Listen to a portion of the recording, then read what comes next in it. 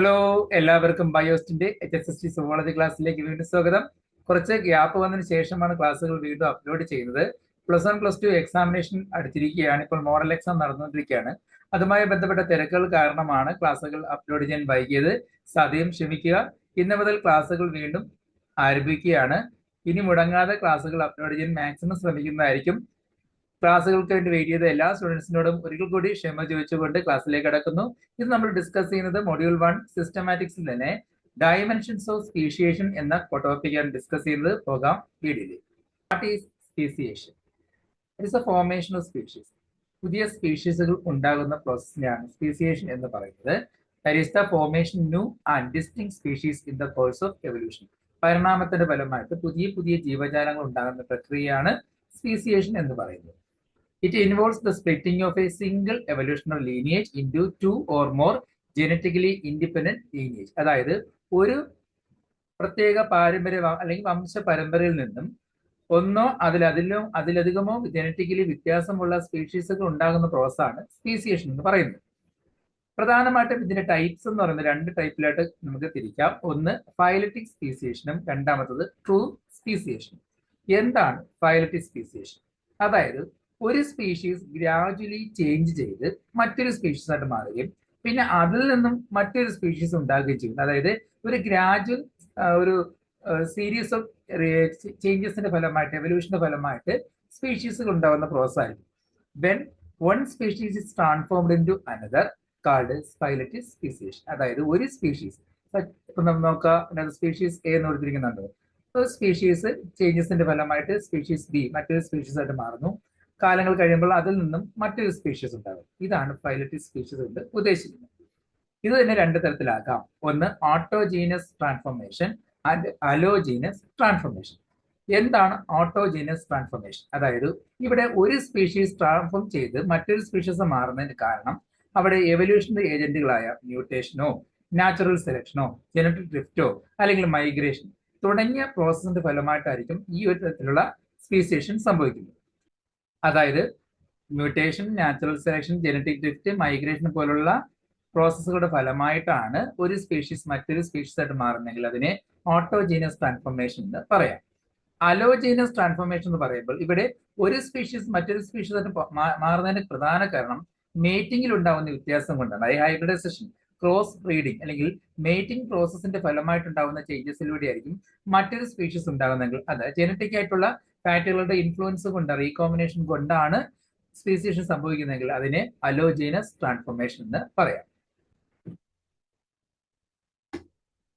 എന്താണ് true speciation? ഇവിടെ ഒരു സ്പീഷീസ് ഒന്നോ അതിലധികമോ അല്ലെങ്കിൽ 2 അതിലധികമോ സ്പീഷീസ് ആയിട്ട് മാറുന്നതിന് കാരണം അവിടെ ഫ്രാഗ്മെന്റേഷൻ അല്ലെങ്കിൽ സ്പ്ലിറ്റിംഗ് സംഭവിക്കുന്നുണ്ടായിരിക്കും. അതായത് അവരുടെ വംശ പാരമ്പര്യത്തിൽ എന്തെങ്കിലും തരത്തിലുള്ള ചേഞ്ചസിന്റെ ഫലമായിട്ട് അവിടെ ക്യാരക്ടേഴ്സിന് സെഗ്രഗേഷൻ വരികയോ അല്ലെങ്കിൽ ആ സ്പീഷീസിന് ഏതെങ്കിലും തരത്തിലും സ്പ്ലിറ്റിംഗ് ഉണ്ടായി എൻവയോൺമെന്റൽ ചേഞ്ചസിന്റെ ഫലമായിട്ട് സ്പ്ലിറ്റിംഗ് ഉണ്ടാവുകയോ മറ്റേതെങ്കിലും പ്രോസസിന്റെ ഫലമായിട്ട് ആ വംശം തന്നെ ഫ്രാഗ്മെന്റേഷൻ സംഭവിക്കുകയോ ചെയ്യുന്നതിന് ഫലമായിട്ടാണ് സ്പീസിയേഷൻ ഉണ്ടാകുന്നതെങ്കിൽ അതിനെ ട്രൂ സ്പീസിയേഷൻ എന്ന് പറയാം. ഇവിടെ സ്പീഷീസ് എ ഒരു സ്പീഷീസ് നേരത്തെ പറഞ്ഞിട്ടുള്ള ഫാക്ടേഴ്സിന്റെ ഫലമായിട്ട് ഒരു സ്പീഷീസിന് തന്നെ 2 തരം സ്പീഷീസ് ഉണ്ടാകും. അതായത് ആ സ്പീഷീസ് സ്പ്ലിറ്റ് ചെയ്യുന്നു. സ്പ്ലിറ്റിംഗ് പല കാരണങ്ങൾ കൊണ്ടാകാം, അല്ലെങ്കിൽ ഫ്രാഗ്മെന്റേഷൻ പല കാരണങ്ങൾ കൊണ്ട് ഫ്രാഗ്മെന്റേഷനും സ്പ്ലിറ്റിംഗും ഉണ്ടാകാം. ഇങ്ങനെ ഫ്രാഗ്മെന്റേഷനും സ്പ്ലിറ്റിംഗിന്റെ ഫലമായിട്ടാണ് പുതിയ സ്പീഷീസ് ഉണ്ടാകുന്നതെങ്കിൽ ഇതിനെ ട്രൂ സ്പീസിയേഷൻ എന്ന് പറയാം. ഇതിന് നമുക്ക് 2 ആയിട്ട് തിരിക്കാം. ഒന്ന് instantaneous speciation and gradual speciation. Instantaneous species അതായത് പെട്ടെന്നുണ്ടാകുന്ന ചേഞ്ചസിന്റെ ഫലമായിട്ടായിരിക്കും ഇത്തരം സ്പീസിയേഷൻ സംഭവിക്കുന്നത്. ഗ്രാജുവൽ സ്പീസിയേഷൻ പേര് തന്നെയോട് ഗ്രാജുവൽ ആയിട്ടുള്ള സ്ലോ ആയിട്ടുള്ള ചേഞ്ചസിന്റെ ഫലമായിട്ടായിരിക്കും സംഭവിക്കുന്നത്. എന്താണ് ഇൻസ്റ്റന്റേനിയസ് സ്പീസിയേഷൻ? സഡൻ സ്പീസിയേഷൻ ആണ്. New species developed from a single stock by chromosomal aberration and mutation. പെട്ടെന്നുണ്ടാകുന്ന ക്രോമസോമൽ വ്യതിയാനങ്ങളുടെയും അല്ലെങ്കിൽ മ്യൂട്ടേഷൻ ഉൽപരിവർത്തനങ്ങളുടെ ഫലമായിട്ട് പെട്ടെന്നൊരു സ്പീഷീസിന് ചേഞ്ചസ് നടന്ന് അതിൽ നിന്നും പുതിയ സ്പീഷീസ് ഉണ്ടാവുകയാണെങ്കിൽ അത്തരം സ്പീസിയേഷനെയാണ് ഇൻസ്റ്റന്റേനിയസ് സ്പീസിയേഷൻ എന്ന് പറയുന്നത്. ഡീവ്രിസ് ഈ ഒരു സ്പീസിയേഷനിൽ വിശ്വസിച്ചിരുന്നു. ഗ്രാജുവൽ സ്പീസിയേഷൻ, ഈ തരത്തിലുള്ള സ്പീസിയേഷന്റെ പ്രത്യേകത ഇവിടെ ജീനുകൾ അക്യുമുലേറ്റ് ചെയ്യുന്നു. അതിന്റെ ഡൈവേർജൻസ്, അതിന്റെ വ്യതിയാനത്തിന്റെ ഫലമായിട്ട് റീപ്രൊഡക്റ്റീവ് ഐസൊലേഷന്റെ ഭാഗമായിട്ട് ജീൻ തരത്തിലുള്ള മാറ്റങ്ങൾക്ക് വിധേയമായിട്ട് പതിയെ പതിയെ ഉണ്ടാകുന്ന പ്രോസസ്സാണ് ഗ്രാജുവൽ സ്പീസിയേഷൻ. ഗ്രാജുവൽ സ്പീസിയേഷന് സഹായിക്കുന്ന എലമെന്റ്സ് എന്ന് പറയുന്നത് നേരത്തെ പറഞ്ഞ പോലെ എവല്യൂഷന്റെ ഫോഴ്സ്, പരിണാമത്തിന്റെ ഫലമായിട്ടുള്ള ഗ്രാജുവൽ ചേഞ്ചസിലൂടെ, അതുപോലെ മ്യൂട്ടേഷനിലൂടെ, റീകോമ്പിനേഷനിലൂടെ, നാച്ചുറൽ സെലക്ഷനിലൂടെ, ജനറ്റിക് ഡ്രിഫ്റ്റിലൂടെ ഇവിടെ പതിയെ പതിയെ ജീനുകൾക്ക് മാറ്റമുണ്ടായി അതിൽ നിന്ന് പുതിയ സ്പീഷീസ് ഉണ്ടാകുന്ന പ്രോസസ്സാണ് ഗ്രാജുവൽ സ്പീസിയേഷൻ. ഗ്രാജുവൽ സ്പീസിയേഷൻ നമുക്ക് പ്രധാനമായിട്ടും പല ടൈപ്പുകളായിട്ട് തിരിക്കാം. അതിൽ പ്രധാനപ്പെട്ടതാണ് ഒന്ന് allopatric speciation, peripatric speciation, parapatric speciation, sympatric speciation and phyletic speciation. ഒന്നാമത്താണ് allopatric speciation. Allos means other, patric means native land. ഒരു പ്രത്യേക ഭൂപ്രകൃതിയിൽ നിന്ന് തന്നെ ചില ബാരിയേഴ്സിന്റെ ഭാഗമായിട്ട് പുതിയ സ്പീഷീസ് ഉണ്ടാകുന്ന ടൈപ്പാണ് അലോപാട്രിക് സ്പീസിയേഷൻ. ആ ചിത്രം ഒന്ന് ആദ്യം നോക്കുക. ഒരു ഒറിജിനൽ പോപ്പുലേഷൻ, ഒരു പോപ്പുലേഷൻ ഉണ്ടായിരുന്നു. അതിനകത്ത് ജിയോഗ്രഫിക്കൽ ബാരിയർ, ഏതെങ്കിലും ഭൂമിശാസ്ത്രപരമായുള്ള ഏതെങ്കിലും ഒരു തടസ്സം നേരിടുമ്പോൾ ആ തടസ്സത്തിന്റെ ഫലമായിട്ട് സ്പീഷീസുകൾ സെപ്പറേറ്റ് ആവുകയും പിന്നെ അതിൽ നിന്ന് പുതിയ സ്പീഷീസ് ഉണ്ടാകുന്ന പ്രോസസ്സാണ് അലോപാട്രിക് സ്പീസിയേഷൻ. അതായത് നേറ്റീവ് ലാൻഡിൽ നിന്നാണ്, ഒരു സ്ഥലത്ത് നിന്ന് തന്നെയാണ് ഈ സ്പീസിയേഷൻ ആരംഭിക്കുന്നത്. Geographic isolation most often occurs with population that are completely separated by physical barrier such as mountain range, river or desert. അതായത് ഇവിടെ മൗണ്ടൈൻ അല്ലെങ്കിൽ റിവർ അല്ലെങ്കിൽ ഡെസേർട്ട് എന്ന ഫിസിക്കൽ ബാരിയറിന്റെ ഭാഗമായിട്ട് ചില സ്പീഷീസുകൾ ഒറ്റപ്പെട്ടു പോവുകയും ഗ്രാജുവലി അതിൽ നിന്നും പുതിയ സ്പീഷീസ് ആ ഒരു ക്ലൈമാറ്റിക് ഏരിയയുമായിട്ട് ഇഴുകിച്ചേർന്നുണ്ടാകുകയും ചെയ്യുന്നു. ഈ തരത്തിലാണ് അലോപാട്രിക് സ്പീസിയേഷൻ സംഭവിക്കുന്നത്. The separated population adapt to their own unique environment, becoming so genetically different from one another that members of one population cannot breed with the members of other. ഇവിടെ നേരത്തെ പറഞ്ഞ ബാരിയേഴ്സിന്റെ ഫലമായിട്ട് പുതിയൊരു എൻവയോൺമെന്റൽ കണ്ടീഷനിൽ, യുണീക്ക് ആയിട്ടുള്ള ഒരു എൻവയോൺമെന്റൽ condition ചെന്നപ്പെടുകയും ആ കണ്ടീഷനുമായിട്ട് പൊരുത്തപ്പെട്ടു പോവുകയും പിന്നെ അവിടെ ആ ജീവജാലങ്ങളുമായിട്ട് മേറ്റ് ചെയ്ത് ഗ്രാജുവൽ ചേഞ്ചസിന്റെ ഫലമായിട്ട് പുതിയ സ്പീഷീസ് ഉണ്ടാവുന്നു. എന്നാൽ നേരത്തെ ഉണ്ടായിരുന്ന സ്പീഷീസുമായിട്ട് പിന്നെ അവർ ഇന്റർബ്രീഡിങ്ങിന് വരുന്നില്ല. The process is considered the dominant form of speciation in organisms that engage in sexual reproduction. ഇവിടെ ഈ ഒരു പ്രോസസ്സിന്റെ മെയിൻ ആയിട്ട് ഡോമിനന്റ് ആയിട്ട് നിൽക്കുന്ന ഒരു കാര്യം സെക്ഷൽ റീപ്രഡക്ഷന്റെ ഫലമായിട്ടുണ്ടാകുന്ന വേരിയേഷൻസ് ആണ്. Darwin finches on Galapagos island which may house speciation allopatrically because of the volcanic eruption that divided the population is a famous example. അതായത് നമ്മൾ ഡാർവിന്റെ ഫിഞ്ചസ് പഠിച്ചിട്ടില്ലേ? ഡാർവിന്റെ ഫിഞ്ചസുകൾ പല ഫീഡിംഗ് ഹാബിറ്റിന്റെ ഫലമായിട്ട് പലതരത്തിലുള്ള ബീക്കുകളുള്ള ഫിഞ്ചസ് ഉണ്ടായെന്ന് പറഞ്ഞില്ല. ഇവിടെ വോൾക്കാനിക് എറക്ഷൻസിന്റെ ഫലമായിട്ടാണ് ഈ സ്പീഷീസ് പോപ്പുലേഷൻ സ്പ്ലിറ്റ് ആയി പോവുകയും പിന്നെ ആ ഫുഡ് ഹാബിറ്റിന്റെ ഫലമായിട്ട് എന്ത് ചെയ്ത് അവരിൽ നിന്ന് പുതിയ സ്പീഷീസ് ഉണ്ടാവുകയും ചെയ്തു. അതൊരു അലോപാട്രിക് സ്പീസിയേഷന് ബെസ്റ്റ് എക്സാമ്പിൾ ആണ് പറയുന്നത്. അതുപോലെ മറ്റ് എക്സാമ്പിൾസ് ആണ് ഇന്ത്യൻ ലൈനും ആഫ്രിക്കൻ ലൈനും. ആ രണ്ട് ലൈനും ഫോം ചെയ്തത് ഇതുപോലുള്ള ബാരിയറിന്റെ ഫലമായിട്ടാണ് ഇന്ത്യൻ ലൈനും ആഫ്രിക്കൻ ലൈനും ഫോം ചെയ്തത്. സിംപാട്രിക് സ്പീസിയേഷൻ. ആ ചിത്രം നോക്കുക. ഒറിജിനൽ പോപ്പുലേഷൻ, ആ പോപ്പുലേഷനകത്ത് നിന്ന് തന്നെ ചേഞ്ചസിന്റെ ഫലമായിട്ട് അതിനകത്ത് തന്നെ പുതിയ സ്പീഷീസ് ഉണ്ടാവുന്ന ടെക്നിക്കാണ് സിംപാട്രിക് സ്പീസിയേഷൻ എന്ന് പറയുന്നത്. Occurs within A single continuous population in A same geographical area. അതായത് ഒരേ ജോഗ്രഫിക്കൽ ഏരിയ, ഒരേ ഏരിയയിൽ തന്നെ ഒരേ പോപ്പുലേഷനകത്തു നിന്നുണ്ടാവുന്ന സ്പീസിയേഷനാണ് സിംപാട്രിക് സ്പീസിയേഷൻ കൊണ്ട് ഉദ്ദേശിക്കുന്നത്. Without physical barriers, reproductive isolation develops through mechanisms like habitat differentiation or sexual selection. ഇവിടെ ഹാബിറ്റാറ്റിന്റെ ഡിഫറൻസിയേഷൻ, വാസസ്ഥലത്തുണ്ടാവുന്ന വ്യത്യാസം കൊണ്ടോ അല്ലെങ്കിൽ സെക്ഷുവലി സെലക്ഷൻ ചെയ്യുന്നത് കൊണ്ടോ അങ്ങനെയുള്ള ചേഞ്ചസിന്റെ ഫലമായിട്ടായിരിക്കും പുതിയ സ്പീഷീസ് ഉണ്ടാവുന്നത്. ഇവിടെ ഫിസിക്കൽ ബാരിയേഴ്സ് ആബ്സെന്റ് ആണ്. ഇതിന് സ്യൂട്ടബിൾ ആയിട്ടുള്ള ഒരു എക്സാമ്പിൾ ആയിട്ട് പറയുന്നത് പിഗ് ഫ്രോഗും അതുപോലെ ഗോഫർ ഫ്രോഗുമാണ്. അതായത് ആദ്യത്തെ എന്ന് പറയുന്നത് അക്വാട്ടിക് സ്പീഷീസ് ആണ്. രണ്ടാമത്തെ സ്പീഷീസ് എന്ന് പറയുന്നത് സ്വാമ്പി ഏരിയയിൽ മാത്രം കാണപ്പെടുന്നതാണ്. അക്വാട്ടിക് സ്പീഷീസിൽ നിന്നും ആ സോംബി ആയിട്ടുള്ള സ്ഥലത്തേക്ക് ചിലപ്പോൾ ഹാബിറ്ററ്റ് ഡിഫറൻസ് കാരണം പെട്ടുപോയ ഫ്രോഗുകളിൽ നിന്നും പുതിയ സ്പീഷീസ് ഉണ്ടായതായിരിക്കാം. അങ്ങനെ പിഗ് ഫ്രോഗും അതുപോലെ ഗോഫർ ഫ്രോഗും ഉണ്ടായിരിക്കുന്നത് ഈ ഒരു സിംപാട്രിക് സ്പീസിയേഷന്റെ ഫലമായിട്ടാണ് പറയുന്നത്.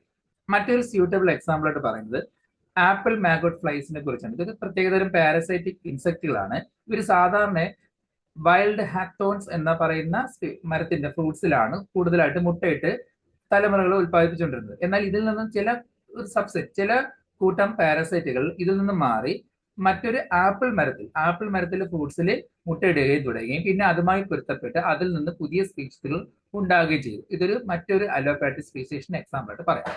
പെരിപാട്രിക് സ്പീസിയേഷൻ ഇതൊരു അലോപാട്രിക് സ്പീസിയേഷന്റെ സബ് ടൈപ്പ് ആയിട്ട് നമുക്ക് പറയാം. അതായത് ഒറിജിനൽ പോപ്പുലേഷനിൽ നിന്നും ചില ജോഗ്രഫിക് ഐസൊലേഷൻ ഫലമായിട്ട് ആ പോപ്പുലേഷനിൽ നിന്ന് പുറത്തു പോവുകയും അത് പിന്നീട് പുതിയ സ്പീഷീസ് ആയിട്ട് മാറുകയും ചെയ്യുന്നു. ഒരു അലോപാട്രിക് പോലെ ഒരു ജോഗ്രഫിക്കൽ ബാരിയറിന്റെ പ്രസൻസ് കൊണ്ട് തന്നെയാണ് ഇവിടെയും സംഭവിക്കുന്നത്. അപ്പോൾ ഇവിടെ പെരിപാട്രിക് സ്പീസിയേഷന്റെ പ്രത്യേകത എന്ന് പറയുന്നത് ആ ഒറിജിനൽ പോപ്പുലേഷനിൽ നിന്നും ചെറിയൊരു കൂട്ടം മാത്രം പോപ്പുലേഷനാണ് സ്പ്ലിറ്റ് ആയി പോകുന്നത്. അപ്പൊ അതിന്റെ സൈസ്, ആ പോപ്പുലേഷൻ സൈസ് ഒറിജിനൽ പോപ്പുലേഷനേക്കാൾ ചെറുതായതുകൊണ്ട് തന്നെ വളരെ പെട്ടെന്ന് ജനറ്റിക് ഡ്രിഫ്റ്റ് സംഭവിക്കുകയും ഗ്രാജുവൽ ചേഞ്ചസിലൂടെ പുതിയ സ്പീഷീസ് ആയിട്ട് മാറുകയും ചെയ്യും. ചിലപ്പോൾ ഏതെങ്കിലും ഐലൻഡിലൊക്കെ സംഭവിക്കുന്നതും ഇത്തരത്തിലുള്ള സ്പീസിയേഷൻ ആയിരിക്കാം. A subtype of allopatric speciation where a small peripheral population become isolated from the main group due to its small size, genetic drift acts quickly, leading to the rapid through still gradual changes often seen in islands. In peripatric speciation, a subform of allopatric speciation, new species are formed in isolated, smaller peripheral populations that are prevented from exchanging genes within the main population. ഇവിടെ ഒരു പോപ്പുലേഷനും പുറത്തു പോയതിനു ശേഷമാണ് പുതിയ population ഉണ്ടാകുന്നത്. അതുകൊണ്ട് തന്നെ ഇവിടെ ജീനിന്റെ എക്സ്ചേഞ്ചിങ് വളരെ കുറവായിരിക്കും, അല്ലെങ്കിൽ അത് ഉണ്ടാകുന്നില്ല. ആ പോപ്പുലേഷന് ജീൻ എക്സ്ചേഞ്ച് നടക്കാതെ ഒരു പോപ്പുലേഷന് കുറച്ച് ജീവജാലങ്ങൾ അവിടെ നിന്ന് കൂട്ടമായിട്ട് വിട്ടുപോയി മറ്റൊരു ഏരിയ ചെല്ലുന്നു, അവിടെ വെച്ച് പുതിയ സ്പീഷീസ് അതിൽ നിന്ന് ഉണ്ടാവുകയാണ് ചെയ്യുന്നത്. അപ്പോൾ ഒറിജിനൽ പോപ്പുലേഷനിൽ നിന്നും ജീൻ എക്സ്ചേഞ്ചിങ് സംഭവിക്കുന്നില്ല. It's related to the concept of founder effect since small population of undergo bottlenecks. നമ്മൾ പഠിച്ചിട്ടുണ്ട് founder effect, bottleneck effect ഒക്കെ പഠിച്ചിട്ടില്ല. അതുമായി ബന്ധപ്പെട്ടുള്ള രീതിയിലായിരിക്കും ഇത് സംഭവിച്ചെന്നാണ് പറയുന്നത്. Genetic drift is often proposed to play a significant role in peripatric species. ഇവിടെ ജനറ്റിക് ഡിഫിന് വളരെ പ്രധാന പങ്ക് നിർവഹിക്കുന്നുണ്ട് പുതിയ സ്പീഷീസിന്റെ ഫോർമേഷൻ. പിന്നെ എക്സാമ്പിൾ ആയിട്ട് പറയുന്നത് ആസ്ട്രേലിയൻ പെട്രോയിക്കയുടെ മൾട്ടി കളർ സ്പീഷീസിന്റെ ഫോർമേഷനും അതുപോലെ തന്നെ ഡ്രോസോഫിലയിൽ ഉണ്ടാകുന്ന ചേഞ്ചസ് ഒക്കെ ഇതുപോലുള്ള സ്പീസിയേഷന്റെ ഫലമായിട്ട് ഉണ്ടായെന്നാണ് വിശ്വസിക്കപ്പെടുന്നത്. പാരാപാട്രിക് സ്പീസിയേഷൻ. പാരാപാട്രിക് സ്പീസിയേഷന്റെ പ്രത്യേകത ഒരു പാർഷ്യൽ സെപ്പറേഷൻ സംഭവിക്കുന്നതിന്റെ ഫലമായിട്ടാണ് ഇത്തരം പുതിയ സ്പീഷീസുകൾ ഉണ്ടാകുന്നത്. ചിത്രം നോക്കുക, ഒറിജിനൽ പോപ്പുലേഷൻ, ആ പോപ്പുലേഷനിൽ ഒരു പ്രത്യേകതരം ഒരു ഡൈവേർജൻസ് അല്ലെങ്കിൽ ഒരു ചെറിയൊരു പാർഷ്യൽ സെപ്പറേഷൻ ഉണ്ടാവും. ഈ ഒരു പാർഷ്യൽ ആയിട്ടുള്ള ബാരിയറിന്റെ ഫലമായിട്ട് പുതിയ സ്പീഷീസ് ഡെവലപ്പ് ചെയ്ത് വരികയാണ് ചെയ്യുന്നത്. These are the species which have the geographical ranges with a very narrow region overlap. അതായത് ചെറിയൊരു പാർഷ്യൽ സെപ്പറേഷൻ ഉണ്ടാവുകയും അത് പിന്നീട് ഓവർലാപ്പ് ചെയ്യും. ആ പാർഷ്യൽ സെപ്പറേഷന്റെ രണ്ട് സൈഡിൽ നിന്നും ഓവർലാപ്പ് ചെയ്ത് ബ്രീഡിങ്ങിന്റെയും മറ്റു പ്രോസസിന്റെ ഫലമായിട്ട് ചേഞ്ചസ് സംഭവിക്കുകയും അതിന്റെ ഫലമായിട്ട് പുതിയ സ്പീഷീസുകൾ ഉണ്ടാവുകയും ചെയ്യും. ബെസ്റ്റ് എക്സാമ്പിൾ ആയിട്ട് പറയുന്നത് ഫ്ലൈറ്റ്ലെസ്, പറക്കാൻ കഴിയാത്ത ആസ്ട്രേലിയൻ ഗ്രാസ്ഹോപ്പേഴ്സിന്റെ എവല്യൂഷൻ, അതായത് മൊറാബ സ്ക്യൂറ, മൊറാബ വയറ്റിക്ക തുടങ്ങിയ സ്പീഷീസുകൾ ഉണ്ടായത് ഇതുപോലുള്ള പാരാപാട്രിക് സ്പീഷീസിന്റെ ഫലം, ചെറിയ പാർഷ്യൽ ഒരു ബാരിയറിന്റെ ഫലമായിട്ടാണ് ഉണ്ടാകുന്നത്. Next one phyletic speciation. Already തുടക്കത്തിൽ ഒരു ടൈപ്പായിട്ട് തന്നെ പറഞ്ഞിട്ടുണ്ടായിരുന്നു. അപ്പൊ ഇത് നമുക്ക് ഗ്രാജുവൽ സ്പീസീസിനകത്ത് ഉൾപ്പെടുത്താം. കാരണം ഒരു ഗ്രാജുവൽ ആയിട്ടുള്ള ചേഞ്ചസിന്റെ ഫലമായിട്ടാണ് സ്പീഷീസ് സംഭവിക്കുന്നത്. നമ്മൾ എവല്യൂഷനിൽ പഠിച്ചിട്ടുള്ള കാര്യങ്ങൾ തന്നെയാണ്. ഇപ്പോൾ evolution of horse best example ആണ്. ചിത്രത്തിൽ കാണുന്ന പോലെ ഹോഴ്സ് ഉണ്ടായത് പല പൂർവികരിൽ നിന്നും ചേഞ്ചസ് ഉണ്ടായതിനു ശേഷമാണ്. ആദ്യം ഒരു പൂർവികർ ഉണ്ടായിരുന്നു, അതിൽ നിന്ന് ഒരുപാട് എൻവയോൺമെന്റൽ ചേഞ്ചസിന്റെയും ജനറ്റിക് ഡ്രിഫ്റ്റിന്റെയും അല്ലെങ്കിൽ ജെൻഡർ റീകോമ്പിനേഷന്റെ ഫലമായിട്ട് അല്ലെങ്കിൽ മ്യൂട്ടേഷന്റെ ഫലമായിട്ട് ചേഞ്ചസ് ഉണ്ടായി മറ്റൊരു സ്പീഷീസ് ഉണ്ടാവുകയും അതിൽ നിന്നും വേറൊരു സ്പീഷീസ് ഉണ്ടായി ഫൈനലി ഹോഴ്സസ് ഉണ്ടാവുകയും ചെയ്തു. ഹോഴ്സിന്റെ എവല്യൂഷൻ അല്ലെങ്കിൽ ഫോർമേഷൻ ഒക്കെ ഫൈലറ്റിക് സ്പീസിയേഷന് എക്സാമ്പിൾ ആയിട്ട് പറയാം. ഇതിനെ സീക്വൻഷ്യൽ എവല്യൂഷൻ എന്നോ ലീനിയർ എവല്യൂഷൻ എന്നോ അറിയപ്പെടുന്നു.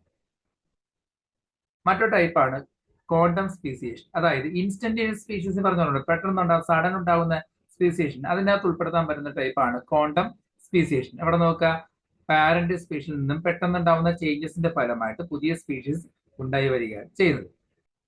It's a more rapid and more abrupt mode of species formation from a small isolated peripheral population of an ancestor species, often occurring via genetic drift, founder effect or polyploidy. നേരത്തെ പറഞ്ഞ നമുക്ക് polyploidy technique വഴിയോ founder effect വഴിയോ genetic drift വഴിയോ പെട്ടെന്നുണ്ടാവുന്ന ചേഞ്ചസിന്റെ ഫലമായിട്ടുണ്ടാകുന്ന species formation ആണ് quantum speciation. ഇത്തരം സ്പീസിയേഷനെ സാൾട്ടേഷണൽ speciation അതായത് sudden speciation എന്നും അറിയപ്പെടാറ്. ഇതിനൊരു ബെസ്റ്റ് എക്സാമ്പിൾ ആയിട്ട് പറയാൻ പറ്റുന്നത് ക്ലാർക്കിയ ലിംഗുലേറ്റയുടെ ഫോർമേഷൻ ആണ്. അതായത് ക്ലാർക്കിയ ബൈലോബ എന്ന സ്പീഷീസ് നിന്നും സഡൻ ആയിട്ടുണ്ടായ സ്പീസീസ് ഫോർമേഷന്റെ ഫലമായിട്ടുണ്ടായതാണ് ക്ലാർക്കിയ ലിംഗുലിന. അതുപോലെ തന്നെ ഡ്രോസോഫില ഡൈവേഴ്സിഫിക്കേഷൻ സംഭവിച്ചതും ഇതിന് ബെസ്റ്റ് എക്സാമ്പിൾ ആയിട്ട് പറയാം. അടുത്താണ് ആർട്ടിഫിഷ്യൽ സ്പീസിയേഷൻ. കുറച്ചുകൂടെ മോഡേൺ ടെക്നിക്കിലൂടെ ഉണ്ടാകുന്ന സ്പീസീസ് ഫോർമേഷൻ ആണ്. മനുഷ്യന്റെ പ്രവർത്തനങ്ങളുടെ ഫലമായിട്ട് പുതിയ സ്പീഷീസ് ഒരുപാട് ഫോം ചെയ്യുന്നുണ്ട്. ഞാൻ വളരെ പോയിന്റുകൾ മാത്രമേ പറയുന്നുള്ളൂ. നിങ്ങളിത് വായിച്ചു നോക്കിയിട്ട് കിട്ടുന്ന പോയിന്റുകൾ ആഡ് ചെയ്ത് പഠിക്കുക. പലതരം റിസർച്ച് എക്സ്പെരിമെന്റിന്റെയും മ്യൂട്ടേഷന്റെയും അതുപോലെ ജീൻ റീകോമ്പിനേഷന്റെയും ഫലമായിട്ട് അല്ലെങ്കിൽ പോളിപ്പോയിഡ് ടെക്നിക്കിന്റെ ഫലമായിട്ട് നമ്മുടെ മനുഷ്യരുടെ ആക്ടിവിറ്റി കൊണ്ട് അല്ലെങ്കിൽ പ്രവർത്തനങ്ങൾ കൊണ്ട് എക്സ്പെരിമെന്റ് ഉണ്ട് പല സ്പീഷീസ് ഫോർമേഷനും സംഭവിക്കുന്നുണ്ട്. ചെടികളിലെ ഫോർ എക്സാമ്പിൾ ആയിട്ട് ചെടികളിൽ ഉണ്ടാകുന്ന പല സ്പീഷീസ് ഉണ്ടാകുന്നത് നമുക്കറിയാം മ്യൂട്ടേഷൻ ബ്രീഡിങ്ങിന്റെയും പോളിപ്ലോയിഡ് ബ്രീഡിങ്ങിന്റെ ഒക്കെ ഫലമായിട്ട് ഉണ്ടാകുന്നുണ്ട്. അതുപോലെ തന്നെ ലൈഗർ, അതുപോലെ ഒക്കാപ്പി തുടങ്ങിയ സ്പീഷീസിന്റെ ഒക്കെ ഫോർമേഷൻ, മ്യൂള്, കിന്നി തുടങ്ങിയ സ്പീഷീസ് ഒക്കെ മനുഷ്യൻ ക്രോസ് ചെയ്യിപ്പിച്ചെടുത്തിട്ടുള്ള സ്പീഷീസ് ഫോർമേഷൻ ആണ്. ഇപ്പൊ പൊമാറ്റോയുടെ സ്പീഷീസ് ഫോർമേഷൻ, പൊമാറ്റോ എങ്ങനെ ഉണ്ടായത്? പൊട്ടറ്റയും ടൊമാറ്റോയും ക്രോസ് ചെയ്തിട്ടുണ്ടായത്. അതുപോലെ ഒക്കാപ്പി സീബ്രയും അതുപോലെ ജിറാഫും ക്രോസ് ചെയ്തിട്ട് കിന്നി ഡോങ്കിയും ഹോഴ്സും തമ്മിൽ ക്രോസ് ചെയ്തിട്ടുണ്ടാകുന്നു. അങ്ങനെ ഒരുപാട് സ്പീഷീസുകൾ ഇന്ന് ആർട്ടിഫിഷ്യൽ പ്രോസസിന്റെ ഫലമായിട്ട് ഫോം ചെയ്തിട്ടുണ്ട്. അതാണ് ആർട്ടിഫിഷ്യൽ സ്പീസിയേഷൻ എന്ന് പറയുന്നത്. Factors influencing speciation. ഏതൊക്കെ ഫാക്ടറാണ് ഈ സ്പീസിയേഷനെ ഇൻഫ്ലുവൻസ് ചെയ്യുന്നത് അല്ലെങ്കിൽ അതിനെ അഫക്ട് ചെയ്യുന്നത്? നമ്മൾ നേരത്തെ പറഞ്ഞ കാര്യങ്ങൾ തന്നെയാണ് mutation, recombination, natural selection, genetic drift, hybridization, polyploidy, founders principle or founders effect, isolation. മേൽപ്പറഞ്ഞ ഫാക്ടേഴ്സിന്റെ ഫലമായിട്ടാണ് സ്പീസീസ് ഫോർമേഷൻ അല്ലെങ്കിൽ സ്പീസിയേഷൻ നമ്മുടെ ഭൂമിയിൽ അല്ലെങ്കിൽ ബയോസ്ഫിയറിൽ സംഭവിക്കുന്നത്.